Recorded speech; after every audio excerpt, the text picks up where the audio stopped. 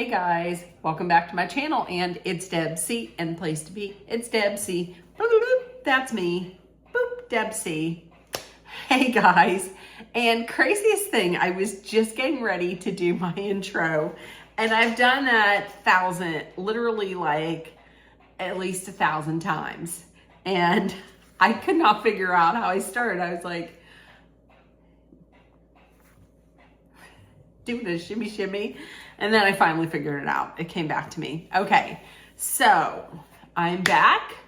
We're going to talk about it. It is Binge Club with Deb C, and tonight we're going to talk about the 3-episode docu-series on Netflix right now. It came out yesterday. It is Death of the Pastor's Wife, and it's on Netflix right now. I have my water, so grab your beverage of choice. We're going to talk about it. So they opened up with 911 call for Micah, in case you were unaware of what this is about. And also, let me give you a heads up. We're going to be talking about cyber stalking. We're going to be talking about unaliving, self-unaliving. So if any of that is triggering, then please, if you have to dip out of this and not watch, I will not be offended because it can be triggering. Okay. So Micah Miller, as you know, was found in April of 2024 with an alleged, I'm not going to say an apparent, well, no, with a GSW to her head and from a pew-pew. And it was ruled to be a self-deletion. And that is where we start off at. Okay, so the two main players in this story are Micah Miller and John Paul Miller, or JP Miller. When they met, Micah was 13 years old. And John Paul is the pastor of Solid Rock Church. This was in South Carolina, and he was the pastor. He was married. He had children. Her family had moved to South Carolina, Micah's family, and so they found a church. It was Solid Rock, and they fit in very nicely there. And then I believe after that, her parents had divorced.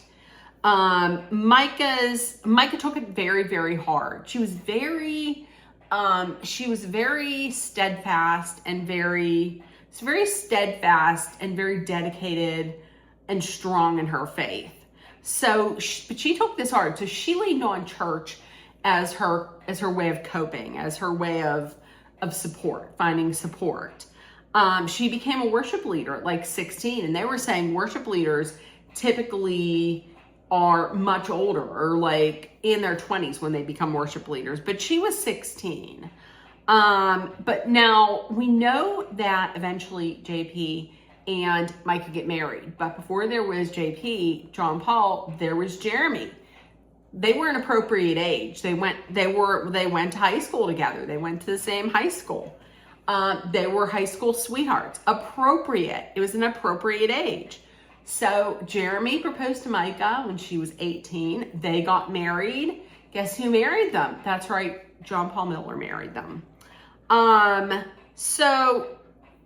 As this was going on, the church was getting bigger, and Micah then signed on to be John Paul's assistant and his babysitter. There was a 15-year age difference. And some people might be like, well, an age difference of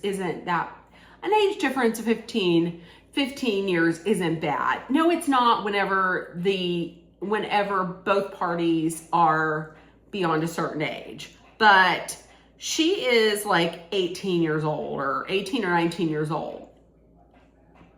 That's weird. That's not appropriate at all.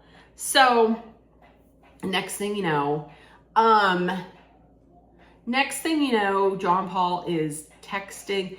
he's like texting Micah romantically, and which, first of all, he's married. Second of all, he's a pastor. Third of all, she's a child. Because I get it, she's married, but she is still a child, because your brain isn't fully developed until what age? Like, do they say 24 or 23, 24, 25? So she wasn't completely, and she had always said that she wanted to be like a pastor's wife. It turns out they have an affair. And JP's wife actually finds a text message on his phone saying, I love you, Micah. So it's out there. I could tell from the beginning, this dude, listen, I'm going to tell you, I could tell from the very beginning, this dude was an asshole. Number one, listen, don't take this the wrong way when I say youth pastors. But it's those youth pastors who were like, you know, trying to pretend like they're like, just like one of the, you know, they're one of the kids, and, oh, you know, I'm cool. I was gonna say I'm hip. I'm cool with the kids. I don't know that I trust like an older man that wants to be around young girls. From the very beginning, I'm like, I think this dude is grooming her. I thought that from the very beginning. And then she ends up getting her name tattooed on him. And I thought, what? That's a thing. Don't ever get your man, don't ever get if you're dating somebody, and this isn't just for women, this is for men too. If you're dating someone, don't just go and get or even if you're married to them, don't go and get your name tattooed on you, because that could end up badly. It could end well, or it could end badly. And then here you have this dickwad's name attached, you know, on you for permanently. Well, I mean, you could get it lasered off, but still, it's there. This whole time, you know, they're falling in love and this and that. And I thought, uh-oh, listen, something else is going to drop. Turns out, one of many times, JP was cheating on Micah. She finds out, and he like totally love bombs her, tells her it's never going to happen again. And here's the thing, in this whole docu-series, you see a couple of times, he's not above throwing himself on the ground crying. He's talking about how ants are crawling in his mouth or something like that. And he's just laying on the floor crying. He's laying on the ground crying. Another thing he likes to do is when he fake cries and it doesn't produce any tears, there's no wetness coming from his eyes, and he'll start at a normal sounding voice like this, and then he'll go high like this, like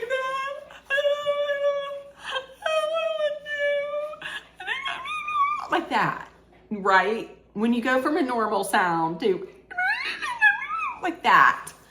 Okay.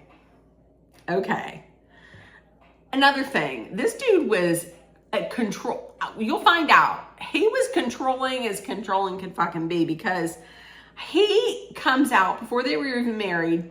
He's like, I know what day we're going to be engaged and when we're going to get married. And I'm gonna tell you all of those things. Like, she didn't have a say in any of it. He was controlling about that. Okay, so they're at some point here, they're married. I don't know when, but they were married. And then, so they're married, and they were married at some point. And then he forced her to go. Then he started molding her into what he wanted her to be. Like, she wasn't good enough. So he made her go out and get a breast implant. He made her go get breast implants. Because that's what Pastor Weirdo, Pastor Dickface wanted, you know? And we find out through this whole docuseries that whatever he wanted, JP got, you know? He forced her to get he forced her to get drug implants, to get breast implants. Then, and she had to take these drugs. She had to take drugs for like the pain. And then he's saying it made her psychotic, which she wasn't. So then she's institutional. He had her institutionalized and diagnosed with bipolar disease. And once again, another reason, another way in which he was controlling, because she was institutionalized one of a few times involuntarily. And when she was institutionalized, her family knew nothing. Like, they didn't know where she was. They weren't able to visit her. And what the hell? They don't know what's going on. Oh no, okay, I see. So she was involuntarily committed by her husband. Then she was released. And then they had this big wedding at the church. You know, like, he wanted to make it look like, oh, everything is great. Look at this spectacle. Look how happy we are. And everybody was like, they're happy. But her family was like, it's trying to make it portray like this narrative that everything's perfect. But they knew. They were there, but they had to pretend like everything was cool. The drugs that I don't want to say,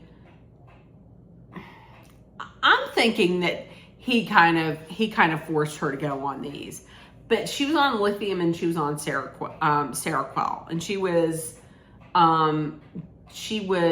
diagnosed as bipolar. I don't even know that I buy that she was bipolar. Like, to be honest with you, I feel like this guy had connections with a lot of people, and he could have bought whatever he wanted. Okay, so there's other reasons why ways in which he showed he was controlling. Like, if she went out with one of her friends, and if she had 2 hours to go out, if she wasn't back home within 2 hours, he would go out, he would call her constantly. If she didn't answer, then he would go out and find her, just like show up and be like, you're coming home. She would tell her friends, she was like, listen, don't call me before 11 o'clock because JP doesn't like it when people call in the morning and when I get up before him. And her friends were like, this is a red flag. This is weird. And I'm going to tell you what, the other red flag is his sermons. I asked my mom, because listen, I don't really attend church, but my mom goes every Sunday and then some. And I had asked her, I described some of John Paul Miller's sermons. And I was like, would you hear something like that down? She's like, no, absolutely not. We absolutely would not. He's up there talking.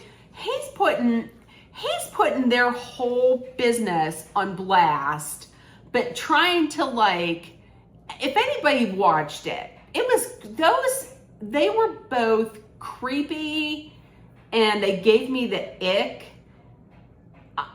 I don't know how anybody in that church could have been part of that congregation and listened to those and still stay there and been a part of that congregation and given their money. I didn't understand that, because he's up there talking about like, if your wife doesn't fulfill you every day, fulfilling you every day, then Satan's gonna put 20 other options in front of him.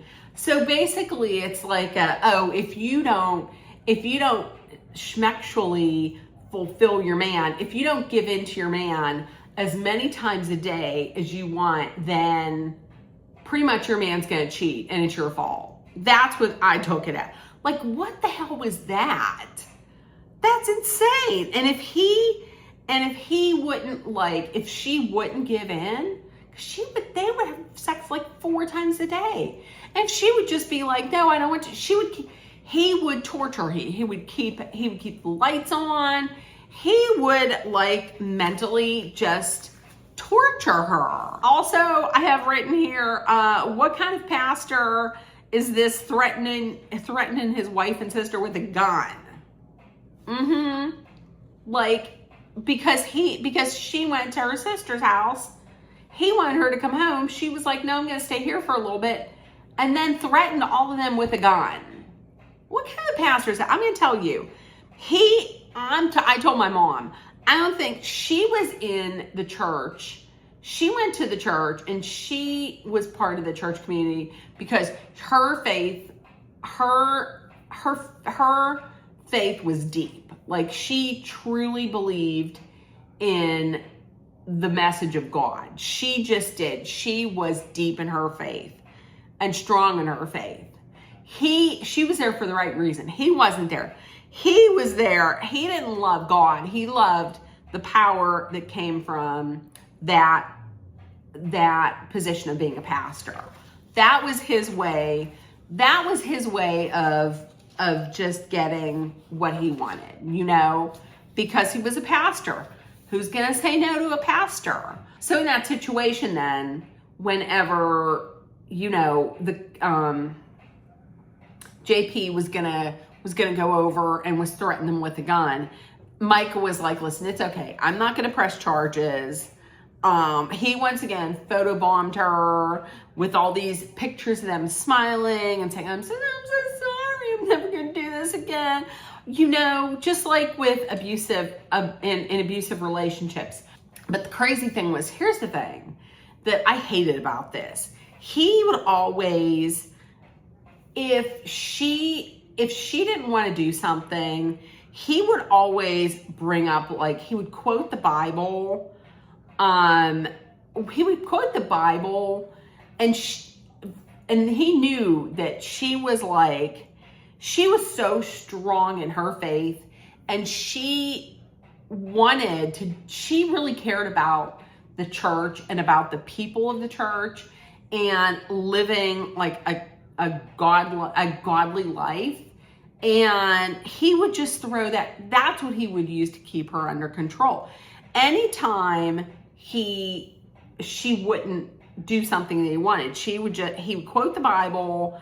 Anytime when it came to the wife obeying and respecting the husband, and he would say during his sermons too, it's the wife's job to respect and obey, or else, they might go looking outside the marriage. Well, my question is, did that go both ways? It should.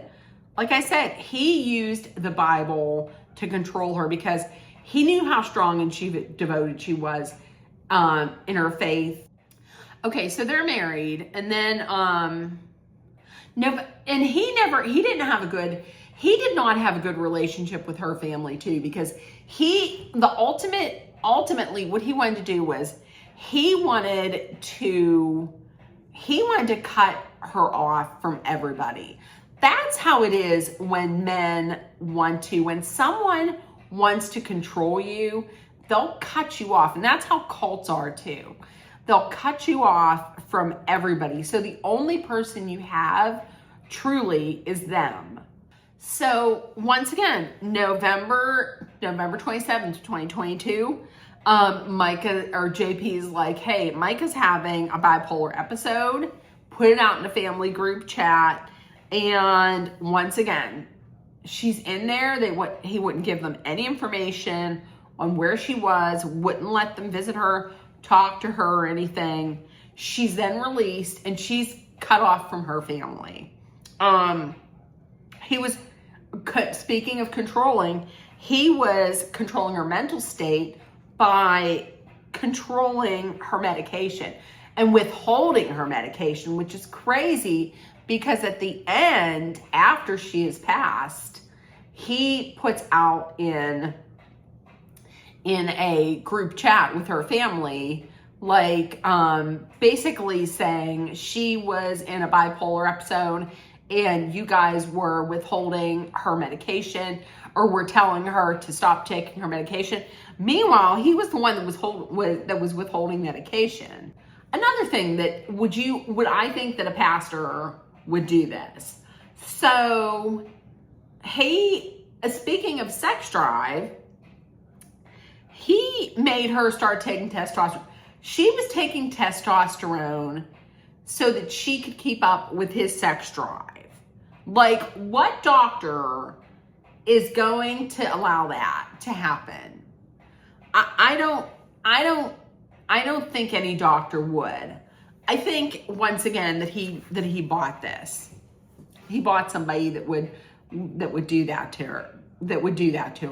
And remember before how I was saying that he was cheating before? Well, listen, he did it again, because right after the testosterone thing, I thought, is this motherfucker gonna be cheating on her? And listen, this motherfucker was cheating on him. You knew he was from the sermons, but sure enough, so one night JP's in bed with his wife at home, and then his bestie, Mark, sends him a text message talking about, hey, I'm gonna get I'm gonna pick up your girl at the airport, some girl he was seeing.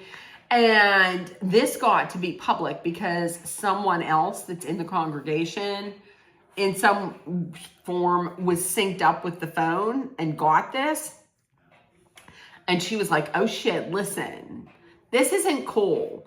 Either you tell the elders about this, JP, or I will. And he's like, no, I'm sorry. So, he didn't tell them. So she went and told them. And the elders are like the voice of the congregation. So she went to them, told them about this, thinking they're going to do something to him. And they did nothing to him. It was basically like they had no control over him. He could do what he wanted. So the elders let that congregation down. So then we find out there is another one. There is another affair. She found out JP was having an affair with Susie Skinner. Now, Susie Skinner was married. She was married to Chris Skinner. He was in a car accident. He was in an accident. He was paralyzed from his shoulders down. So he was basically like a quadriplegic. They also attended Solid Rock Church. But listen, Chris was smart. He was like, I don't like that pastor. I feel like he's trying to put the moves on my wife. And I feel like she spent more time with him than with me. And he planned to confront JP. And next thing, don't you know, he's found at the bottom of the community pool. He didn't have a floaty on. He was in a wheelchair. He was found at the bottom of the pool. It was all very suspect. And listen, he's found, and who does Susie Skinner call? She calls JP. She don't call his family. She calls JP. So, and then JP's the pastor. And this pissed me off. JP was the pastor for like for Chris Skinner's memorial. And he says, he's laughing. And he's laughing about it. And he says, oh, Chris is not in a wheelchair anymore. Fuck you. What does that mean? Like, it's better to be dead than in a wheelchair? I don't care. People are going to be like, well, he's in heaven and he's not in a wheelchair. You know where he would probably like to be? Here on earth. In a wheelchair. Fuck that dude. So this whole time, okay, so Micah's like, listen, I'm going to leave you. I can't do this anymore. And he's like, well, if you leave me, then the church will split up. And if I was her, now see, he knows that she cares too much about the church, that she's going to be like, oh my God, I won't. If that was me, I'd be like, oh, well, then it's going to split up. I don't know what to tell you. She draws up like this marriage contract saying like, if you cheat again, I can leave you. And he is like, okay, I'll do anything to get you back. Then 3 months later, Susie and JP are holding hands out in public and everything. So she files for divorce. Micah files for divorce. And then she starts talking about all this abuse that occurs. And when I'm talking abuse, this was abuse. This was mental abuse, psychological, financial, sexual, physical, all of this. Some of the nasty, terrible things, like they would get in his truck after dinner, and then he one time found like a homeless man who he made touch his wife like inappropriately. Another time they found a stranger and he did like a rug and tug. I'm just gonna say rug and tug, and the ending ended up on her. It was just nasty, just terrible. So I have written here, WTF. So if a wife says no to sex, okay, then it's the same as, he said, it's basically, he said in a sermon that if a wife basically says no to your desires, then that's the same as rape, trafficking, and homosexuality. Like, it's just as big a sin as those. Now, what kind of man of God is this? This is not no man of God. So, but, at the time, Micah was hopeful about her future. She was hopeful. She was excited, but she still couldn't, she couldn't fully get away from JP. Like, he called a mental hospital and was saying,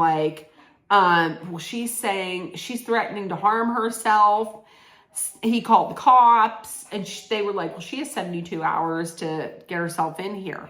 They fooled her, and cops pulled her out of her car, took her to the hospital. While she was in the hospital, he took all of her belongings, her phone, her laptop, her car. And then this whole time, he took pictures of her with no clothes after they were done having intercourse, and he put those pictures out there. Well, once again, what kind of pastor is this? And then puts all these pictures out on Facebook, hacked into her account and put all these in here. Micah had called cops several times because, listen, she was released. She was released because the hospital staff was like, she's not suicidal and she's not manic at all. And she was out there and she's speaking out about this abuse. The cops let her down. And that's a damn shame, because he was cyber stalking her. He placed several trackers on her cars. He slashed her tires. He was stalking her day and night. And because she was married, they couldn't do anything. No, they let her down. Like, listen, her church that she loved, that congregation, there were some people in that congregation that left because they saw what it was like. But then there's others that just stayed, and they let her down. And that's sad, because she would have done anything for them. They let her down. The legal system and the cops let her down. Just let her down. Ugh, that's so terrible that because she was married, there was nothing that they could do. It's like they have to wait until somebody is damn near dead or dead before something is done, So, she was like,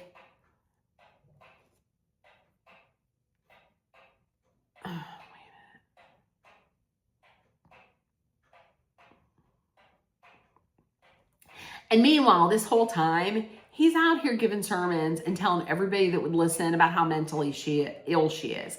Like she is bipolar, and she's depressed, and she's so mentally ill.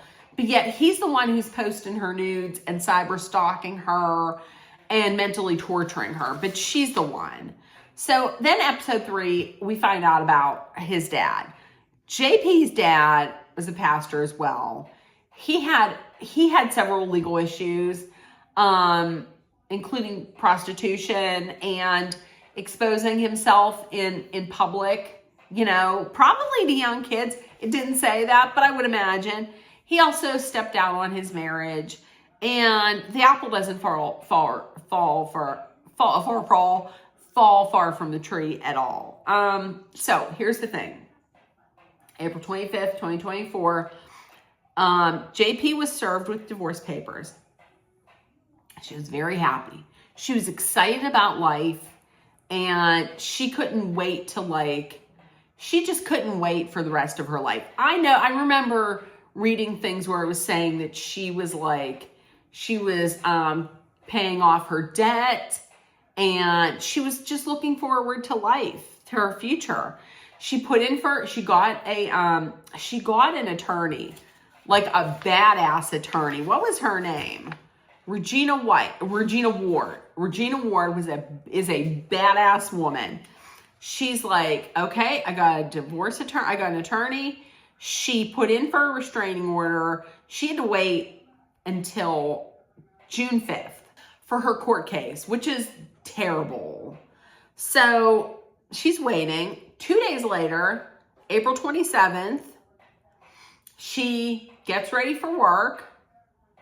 She leaves for work. She stops off at a pawn shop, gets a gun. Now listen, to be honest with you, I really think that she got that gun because of protection from JP. Stops off, gets gas, drives like an hour and a half away. And before that, she calls 911, asks, can you see where I'm at, where my location's at? Because I am going to unalive myself, and I want my family to know where I'm at. And then her body's found, and she's not in her car. She's like floating downstream, which I would think that if you're going to do that you would just be in your car. I don't know. Why drive that far to do it, is what I would think.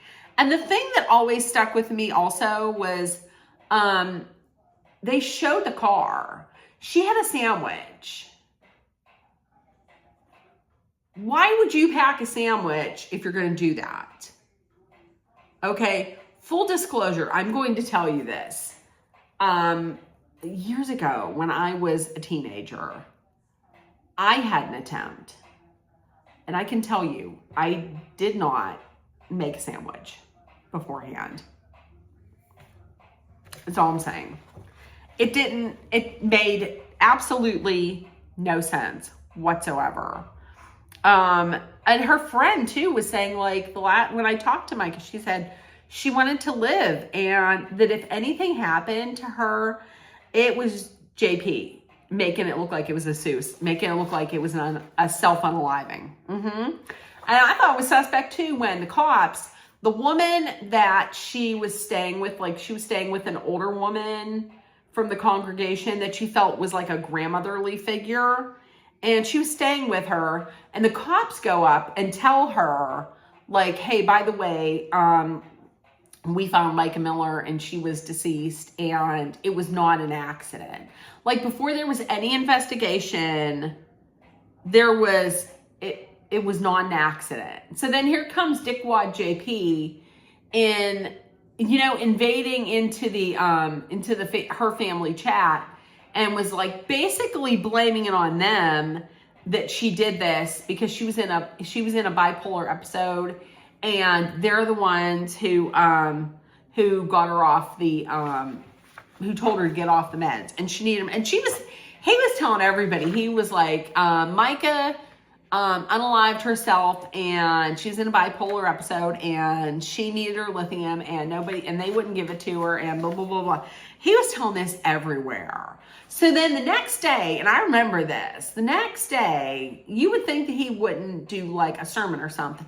No, he gets up there with his best friend, Mark, and not only gives a sermon, but writes this parody song, some song that was set to a Billy Joel song. And here he is playing the piano, all happy, smiling. Oh, he was living it up.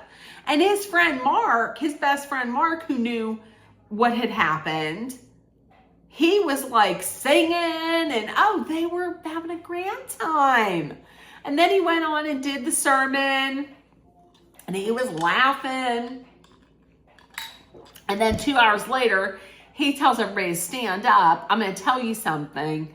And when I tell you this, I want you to not discuss this in here and then just quietly walk out. And he said, my wife was found deceased last night, and it was self-induced. He said self-induced. It was self-induced. And you know she had problems. You know she had mental problems, right? She had mental problems.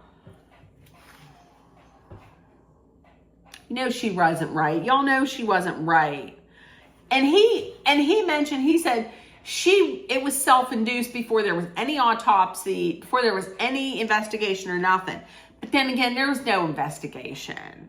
And then after that, he then goes on this, like, he tears things apart, trying to get her belongings back, probably trying to get like the diaries that she wrote. But luckily her family went over to the lady's house and got everything. Also, he was really pushing for her to be cremated quickly, because I remember him talking to the one person, to the attorney, and he's like, well, because he was like, well, they got a toxicology report. And she's like, okay, big deal. What about an autopsy? He's like, well, I don't know what that is. I don't know why they would need that. Besides, we took her eyes. I'm like, you took her eyes? That's terrible. Listen, I'm going to tell you, the FBI opened something up on him. And, yep, the family was like, we're not going to talk about that. You know, all her friends were like, we'll talk. And I'm sure that the family talked to them, but they didn't want to share what they said. But listen, that Regina Ward, badass attorney at law, she was like, I gave them everything. I gave them every single thing we have, and I printed up all of his sermons, and I gave them. Bitch. And then at the end, they had like a nice little memorial, her family, because if I was her family, I wouldn't have gone to that piece of shit memorial he had. And so him and Susie Skinner, you know, they got married, and his church sold for the building sold for $2 million. And now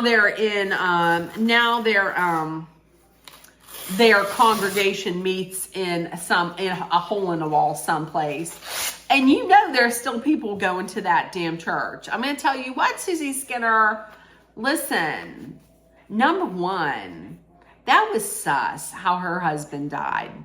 Would I be surprised if it was not, if he didn't drown himself and there was some foul play involved? I would not be surprised. Also, and I say this all the time, but how you got him is how you're going to lose him.